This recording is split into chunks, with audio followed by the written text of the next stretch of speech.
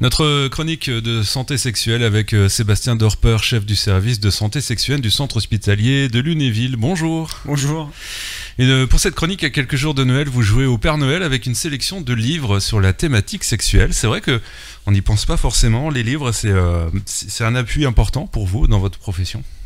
Alors, dans notre profession, on prend en charge des enfants, des ados, des adultes, pour tout ce qui concerne la vie affective et sexuelle, que ce soit la prévention des violences, prévention des affections sexuellement transmissibles, prévention des grossesses non désirées, prévention des risques que l'adulte peut encourir lorsqu'il tombe amoureux, lorsqu'il a des rapports sexuels. L'idée, c'est vraiment protéger. Protéger, mais pas interdire, protéger en accompagnant.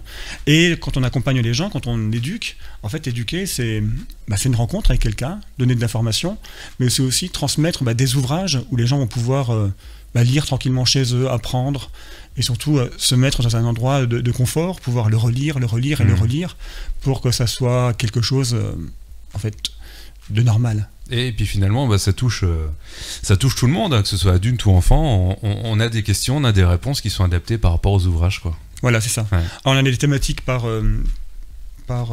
violence, par découverte de son corps, par les découvertes du corps de l'autre lors des premières fois. Et à chaque âge, on ne va pas délivrer la même information. Bah oui. La dernière fois, on avait parlé aussi de l'âge à partir duquel on pouvait parler de santé sexuelle. Puis je vous avais dit, quelque chose qui avait pu choquer les gens, c'est dès 3 ans, il fallait parler à l'enfant que son corps lui appartient, que personne n'avait le droit d'y toucher. En fait, on le prévient que son corps, c'est un temple, c'est quelque chose de précieux, et qu'un adulte n'a pas à y faire infraction. Un camarade de classe n'a pas à vous toucher sans avoir votre autorisation. On a le droit de faire des choses avec quelqu'un qui a le même âge que moi, tant qu'on est mineur. Une fois qu'on est majeur, on fait ce qu'on veut. Mais quand on est mineur, on n'a pas le droit d'avoir de relations sexuelles avec des majeurs, et si possible, avec des mineurs, mais qui ont le même âge que vous. Ouais. Il n'y a que ça qui est autorisé. Et donc l'idée, c'est accompagner les enfants. Et donc là, aujourd'hui, on s'était dit, ça serait bien de parler de cadeaux de Noël, et en même temps faire des cadeaux utiles, qui font plaisir, et qui permettent de mettre les personnes en sécurité. Parce que les livres dont on va parler, on les trouve en librairie, on peut les commander en librairie, sur Internet, on peut les trouver partout en fait. Vous pouvez aller à la médiathèque de Lunéville, on a, depuis plusieurs années, ils sont en train de développer un rayon santé sexuelle pour les jeunes, qui est vraiment bien fourni. Donc je vous invite à y aller, il y a plein de livres extraordinaires à découvrir. Vous interagissez avec eux sur ce domaine-là ou... Alors, depuis l'année dernière, on a fait la semaine de santé sexuelle, et puis on a commencé à faire un partenariat, à faire des échanges. Effectivement, ça nous arrive d'échanger sur ces sujets. Comme nous, du coup. Voilà. Ça valait le coup de la faire cette semaine. C'est clair. Alors du coup, petite sélection, je vous laisse nous présenter quelques ouvrages. Il y a une caméra pour les auditeurs qui pourront revoir ça en vidéo. Alors, pour les parents, il y a quelque chose qui est pas mal, parce que les parents, ils angoissent toujours quand on parle de sexualité auprès des enfants. Ils ont peur, ils se disent, mais qu'est-ce qu'on a le droit de faire, qu'est-ce qu'ils font?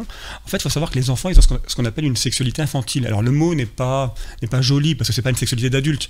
C'est en fait, ils vont découvrir leur corps. Ils vont réussir à toucher pour voir les zones qui font du bien. Et du coup, on ne sait pas ce qui est normal ou pas normal. Quels sont les comportements du développement psychosexuel normal de l'enfant? Qu'est-ce qui est du comportement problématique? Et ça ramène aussi à sa propre histoire. Parce comment on a vécu, nous, enfants, la sexualité, après la retransmettre à son enfant, c'est vrai que c'est pas toujours évident. C'est pas évident. Donc du coup, pour guider les gens, on a ce petit livre-là qui est pas mal. Et en fait, c'est pour les adultes, expliquer la sexualité de l'enfant. Essayer de comprendre l'enfant, qu'est-ce qu'il a besoin, qu'est-ce qu'il va rechercher, qu'est-ce qu'il va découvrir dans son corps, qu'est-ce qu'on peut aborder avec lui, qu'est-ce qu'on peut dire. Du coup, ça permet aussi de rassurer les parents. Et c'est un outil déjà qui rassure les parents. En général, ils sont toujours perdus. Et puis, ça leur donne des pistes pour savoir faire. Donc, c'est pédagogique, quoi. C'est extrêmement pédagogique. Donc, un bouquin à mettre sous le sapin pour les jeunes parents, c'est pas mal. Ok. Après, il y a de 3 à 6 ans, je vous ai dit, dès 3 ans, on peut commencer à parler de vie affective et sexuelle aux enfants. Donc l'idée, c'est pas effectivement de parler de rapports sexuels, pas parler de masturbation, pas parler de choses d'adultes. L'idée, c'est de parler du corps. Et on a des choses qui sont bien, c'est par exemple Zizi et Zezette. C'est un petit bouquin, tout sympa, où effectivement les enfants se posent des questions sur leurs organes génitaux, comment ça se fait que les garçons ont un pénis, comment ça se fait que les filles ont une vulve. Et en fait, il faut savoir y répondre. Et ce petit bouquin, quand on est parent et qu'on a peur de parler de ça avec ses enfants, ça permet d'avoir quelque chose qui nous cadre lors de la discussion, et au moins on est sûr de ne pas faire à côté. Et je vois dès 3-6 ans, hein, dès 3 ans, on peut se poser des questions, 3-4 ans. Quoi. Ouais. Les enfants se posent des questions à 3 ans. Ouais. Ils vont regarder quand on change la couche du petit frère et de la petite sœur, ils viennent regarder puis ils se rendent compte que le sexe c'est pas le même que le leur. Et du coup ils se posent plein de questions. Ouais. Donc ça c'est extrêmement ludique. Après on a toute une gamme de collections. Alors je les ai pas tous ramenés. Hein. C'est les Max et Lily. Alors on a Lily ou Max. Et en fait c'est un frère et une sœur qui se posent des questions sur la sexualité. Ça peut être sur l'amour. Quand on est enfant, on peut être amoureux. Et un chagrin d'amour qui est aussi compliqué, que les enfants ils ont du mal à comprendre. Ils sont amoureux de là et puis l'autre ne les aime pas. Et donc du coup là, c'est important. Max et Lily veulent tout savoir sur les bébés. On sait que vers l'âge de 4-5 ans, les enfants posent la question comment on fait les bébés. Bah oui. Grande question. Tout le monde, grande question. Oui. Alors l'idée c'est pas de dire tu verras ça plus tard. L'idée c'est pas de leur parler de comment on fait réellement. Voilà, on n'est pas devant un film pornographique qui leur dit voilà c'est comme ça qu'on fait les bébés. Non, on n'est pas du tout là-dedans. L'idée c'est ils veulent juste savoir que à un moment donné il y a une graine du papa, une graine de la maman qui vont fusionner et donner un nouvel être vivant. Et puis il va se développer dans le ventre de la maman. En fait les enfants ils veulent juste savoir comment l'enfant va se développer dans le ventre et qui va grandir pendant 9 mois et puis voilà, c'est tout simple. Vous savez, pour l'anecdote, on s'est fait piéger la semaine dernière. J'ai dit, tiens, je cherchais un film familial qu'on a connu nous. J'ai dit, tiens, on va regarder Allô maman, ici bébé. C'est marrant, un bébé qui parle et tout. Ouais. Je me souvenais pas de la scène d'ouverture. Ah oui. Avec ma petite de 6 ans. Donc évidemment, le spermatozoïde, l'ovule et tout. Alors, elle a posé des questions, on y a répondu, mais j'ai dit, ah tiens. C'est la petite graine. Du papa, ça s'appelle spermatozoïde. La petite graine de la maman, ça s'appelle un ovule. Et puis ils vont féconder. Ils n'ont pas forcément besoin de savoir comment on fait pour venir déposer le sperme au fond du vagin. Ça, c'est quelque chose d'adulte. On va pas poser la question, mais c'est pas du tout la question. L'idée, c'est de savoir, voilà, il y a des petits. Voilà, ils font la course et puis il y en a un qui gagne, quoi. Des fois 2. Mais voilà, c'était marrant. On s'est fait surprendre par le film. On sait que l'enfant, quand il grandit, il y a des notions comme la pudeur, l'intimité. Les enfants, quand ils sont petits, la tenue de la maison, ils s'en foutent royalement. Il n'y a pas de pudeur, tout va bien. Et puis à partir d'un certain âge, voilà, l'enfant va vouloir mettre une serviette, va plus vouloir se balader nu, va vouloir même fermer la porte à clé de la salle de bain parce que je vais prendre ma douche tout seul, j'ai pas envie qu'on me regarde. Et donc du coup, c'est aussi des questions d'intimité. Et donc Max et Lily, ils posent aussi ces questions d'intimité. Et ça, c'est quelque chose qu'on doit respecter. Alors oui. Malheureusement, alors c'est horrible, mais je vois des fois des jeunes au collège et on aborde ces questions d'intimité. Est-ce que vos parents vous laissent une intimité? Et il y a des jeunes qui me disent ah non, mes parents ils veulent voir ce qui se passe dans ma chambre.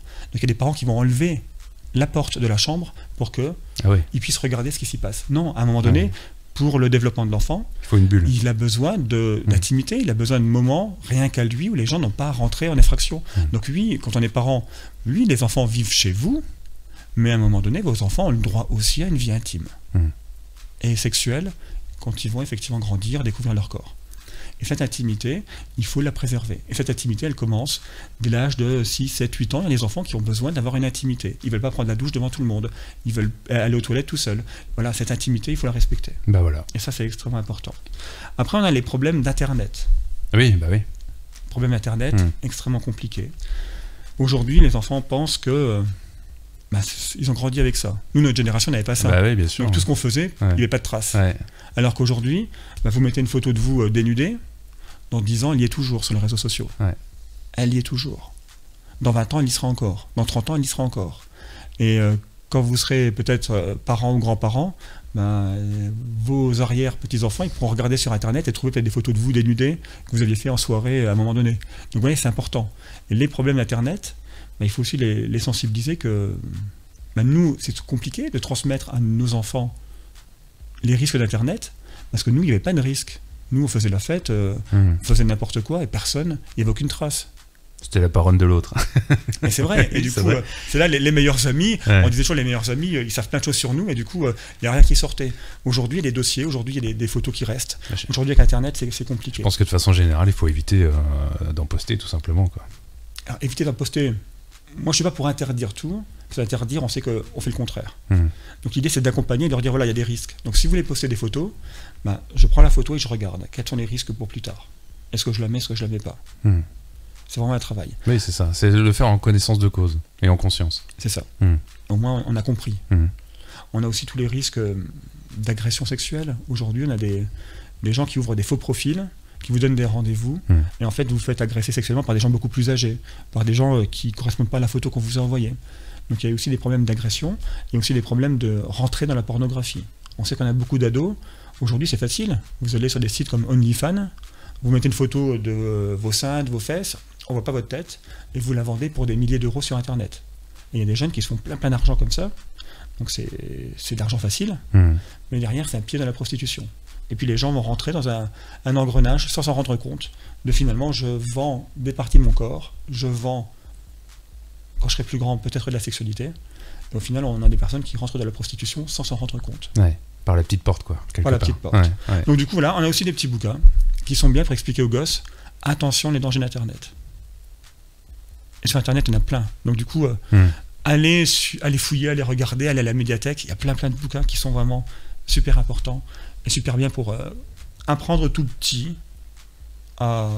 Avoir les bonnes méthodes dès le plus jeune âge, quoi. Les bons réflexes. Avoir des outils, en fait. Être conditionné à réagir correctement. Ouais.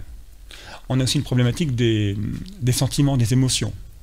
En France, comme partout ailleurs, on dit à une fille, t'as le droit de pleurer, une fille, elle a des sentiments, c'est beau, ou quoi que ce soit. Par contre, un mec qui pleure, on leur dit, t'as pas le droit, un mec ça pleure pas. C'est complètement déconnant. Et en fait, on a des hommes qui arrivent à l'âge adulte, qui n'ont aucune émotion, et sont incapables de dire, bah, je suis heureux, je suis triste, je suis amoureux. Ils n'arrivent pas à exprimer ce qu'ils ressentent au fond d'eux-mêmes. Donc du coup, ça se traduit par de la violence.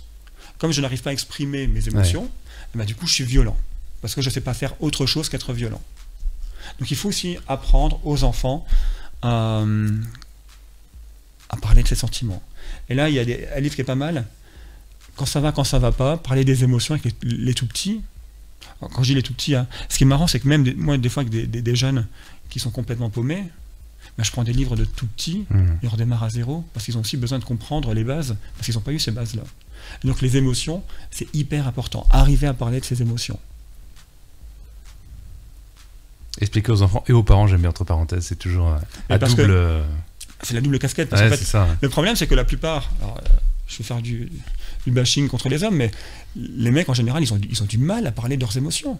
On a beaucoup d'hommes, de pères, qui n'arrivent pas à dire à leur enfant « je t'aime » ou « t'es mon fils, t'es ma fille, je t'aime ». Qui ose le dire? C'est rare, hein. Alors de plus en plus, on le voit, mais c'est que ça a quand même beaucoup de mal, parce qu'effectivement, les émotions n'en parlent pas. Ouais.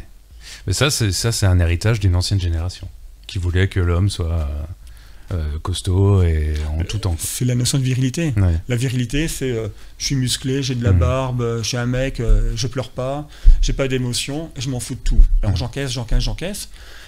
Et puis vous avez des gens qui ont 40, 50, 60 ans, que moi je récupère, qui des fois se mettent à pleurer et qui disent bah voilà, toute ma vie je dois rester fort, toute ma vie je dois pas dire ce que je ressens. Des fois ils sont mariés en couple, puis du coup ils ont des émotions, ils se tombent amoureux de quelqu'un d'autre. Mais non, il y a l'interdit. Je ne dois pas tomber amoureux de quelqu'un d'autre. Ben, c'est vivant. Pourquoi est-ce que vous devez vous réfréner? Les sentiments, ça ne se commande pas. On n'est pas obligé de rester toute sa vie avec la même personne et amoureux de la même personne. Alors oui, on peut entretenir, ça s'entretient l'amour, c'est important. Mais des fois, on peut tomber amoureux, des fois, on peut avoir des flirts. Et ces émotions-là, il faut les accueillir et pas les rejeter. Ouais. Sinon, ça crée de la souffrance. Ouais. Et c'est là qu'on rejoint aussi le côté psychologue de votre service, quoi. Bah, nous, dans notre service, on a vraiment quelque chose de pluriprofessionnel. Vous voyez, on a une psychologue. Moi, là-bas, j'étais pharmacien, je suis sexologue. La psychologue, elle est aussi sexologue. On a une infirmière qui est en train de se former pour prendre en charge les traumatismes. Donc, tous les gens qui ont subi des violences sexuelles, par exemple, on les prend en charge, on gère ce trauma qui est associé aux violences sexuelles. On a une sage-femme. On a des médecins gynécos qui interviennent de temps en temps sur le service, on a des urologues qui interviennent. Vous voyez, on a vraiment de la transdisciplinarité, quoi. Ouais, parce que finalement, la sexualité, ça peut être le point de convergence de beaucoup de soucis. Ou de conséquences de beaucoup de soucis aussi. C'est transversal, ça crée le lien surtout. Problème de santé va impacter la sexualité, problème psychologique va impacter la sexualité, problème de violence, les violences vont impacter la sexualité. En fait, tout est lié. Et les gens, s'ils veulent être bien dans leur tête, bien dans leur corps, il faut avoir une sexualité qui soit épanouissante et être en bonne santé de manière générale. Santé physique, santé psychologique et santé sexuelle. Et nous, on est sur le champ de la santé sexuelle. Et alors, il y a des ouvrages vraiment dédiés pour le coup aux adultes? Alors, pour les ados, Les ados, alors moi j'offre ça à tous mes ados de la famille, alors ils sont à chaque fois horrifiés quand je leur offre ça, mais au moins ils le mettent quelque part dans leur chambre, et puis de temps en temps, quand ils sont seuls, ils vont pouvoir aller le feuilleter, qui est Ado, amour et sexualité. En fait, c'est la Bible. Un enfant qui a 12 ans, on l'achète ça, on lui glisse sous le sapin de Noël, et puis au moins, il a toutes les infos sur la vie affective et sexuelle. Comment le corps il est formé, comment je réagis au niveau des émotions, qu'est-ce qui se passe dans mon corps, quand je suis excité, quand j'ai des douleurs. Enfin, tout expliqué. Ça, c'est vraiment pour les ados. À mettre entre mains de tous les ados. Il n'y a rien de pornographique, il n'y a rien de vulgaire. C'est vraiment une explication scientifique, de base, simple, accessible à tout le monde. C'est le bouquin que je conseille à tous les ados. La Bible des ados. La Bible avec les ados. Vous voulez leur faire plaisir, alors, ils seront rouges pivoines quand ils ouvriront le cadeau, mais au moins ils seront armés pour plus tard. Et puis pour les adultes, il y a des choses qui sont pas mal, parce qu'on sait que les adultes, ils ont grandi, ils n'ont pas reçu une éducation sur la vie affective et sexuelle, et donc du coup ils sont pleins de tabous. Alors, tout le monde pense tout savoir, et en fait les gens ils savent rien. Voilà, ça c'est le grand résumé que j'ai toujours, les gens savent rien. Et donc du coup l'idée c'est les accompagner à découvrir déjà leur corps, à découvrir leur sexualité, découvrir la sexualité avec l'autre. Et donc du coup on a Jouissance Club. Ce bouquin-là il est extraordinaire. Alors pas chez les ados, on va attendre, on va dire allez 16, 17, 18 ans, quand les gens ont une vie sexuelle, on va pouvoir proposer ce livre-là, qui permet effectivement d'apprendre, de s'amuser. Alors même quand on a 40 ans, 50 ans, 60 ans, moi je le prête à des amis qui sont beaucoup plus âgés, à chaque fois ils me disent « Oh mais c'est génial, j'ai découvert plein de trucs ». Donc c'est vraiment le bouquin à mettre aussi, à glisser, si vous allez chez la belle famille ou quoi que ce soit, c'est toujours sympa. Alors, ça c'était aussi les bouquins, et aussi une chose, un petit bouquin qui est pas mal, qui permet, on a parlé des violences sexuelles, un petit bouquin qui dit « Quand on te fait du mal », qui est pour les tout petits, pour les 3, 4, 5, 6 ans, un petit livre qui permet effectivement d'expliquer que c'est pas normal. Et que du coup ça nous perturbe quand on subit des agressions. Et ça il faut le donner aux tout petits et le lire avec eux. Ça c'est pour très les imagé. Protéger, quoi. Ouais. C'est très imagé, c'est vraiment pour les tout petits. L'idée c'est vraiment leur apprendre à dire non. Oui, c'est ça. Parce qu'un enfant on lui dit jamais, on lui apprend pas à dire non. Un enfant on lui dit toujours tais-toi, obéis, écoute les adultes. Le problème c'est quand un adulte va agresser l'enfant, l'enfant, toute sa vie, on lui a dit écoute ce que disent les adultes. Donc il fait ce que les adultes lui disent. Et donc on a des enfants qui sont agressés, non pas parce qu'ils savent pas, si, ils savent pas, mais c'est pas de leur faute. Ils font ce qu'on leur a toujours dit de faire, obéir aux adultes. Et ben voilà, on n'y pensait pas forcément. Il y a toute un fond de librairie autour de la santé sexuelle, alors pour tous les âges. Donc on les retrouve notamment effectivement en accès libre à la médiathèque. Et puis donc vous en servez aussi dans votre service, et puis on peut les acheter. Pourquoi pas effectivement à quelques jours de Noël. C'est un cadeau qui pourra rendre service de façon des fois plus importante qu'on ne le croit. Voilà. Alors pour Noël, on peut offrir des livres, c'est important. On peut aussi offrir aux adolescents un bon pour aller faire un dépistage ou pour aller faire un bilan santé sexuelle. Vous voyez, idée de cadeau pour Noël, vous faites un bon en disant voilà, puis vous prenez rendez-vous avec nous. Et puis du coup, les jeunes, on leur fait un check-up complet. Les jeunes qui rentrent dans la sexualité, on peut faire un bilan pour voir les IST. Pour chez les jeunes filles qui veulent mettre en place une contraception, on peut faire un bilan contraceptif. Les jeunes qui se posent des questions pour voir un sexologue, pour se dire voilà, je me pose plein de questions et je suis angoissé, je ne sais pas comment faire. Parce qu'on a beau avoir de l'information, mais des fois il y a quand même des questions qui sont là et ça peut perturber les gens. Pourquoi pas offrir à vos jeunes un bon de consultation chez un sexologue pour Noël. C'est original. Mais oui, c'est original. On n'y pense pas forcément. Mais ça sert quoi. Oui, effectivement. Un numéro de téléphone pour joindre votre service ? Alors, c'est le 03 83 74 24 81. Bon, heureusement que je le connais par cœur. Ouais, on a eu chaud. Merci pour cette présentation ludique et intéressante. Et puis, on va souhaiter des bonnes fêtes à tout le monde. Et puis, on se retrouve en janvier pour la suite. Merci, bonne fête de fin d'année à tout le monde. Au revoir.